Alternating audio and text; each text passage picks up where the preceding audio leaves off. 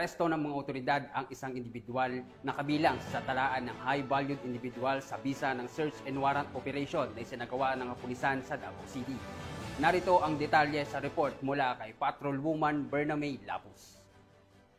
Arestado ang isang high-value individual na kabilang sa top 2 sa lungsod sa isinagawang search operation ng mga operatiba ng Regional Police Drug Enforcement Unit 11, City Drug Enforcement Unit at iba pang unit ng pulisya noong Hulyo 16 taong kasalukuyan sa Purok 6B, Barangay Bolivar, Davao City.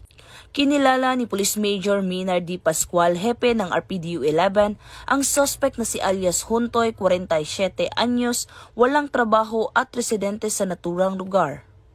Isinagawa ang operasyon sa bisa ng Search Warrant No. 2562 kaugnay sa paglabag sa Republic Act 9165 o ang Comprehensive Dangerous Drugs Act of 2002. Nasamsam mula sa suspect ang 4 na pakete ng hinihinalang shabu na may bigat na humigit kumulang 90 grams at tinatayang halaga ng 612,000 pesos, isang sling bag at marked money na ginamit sa operasyon.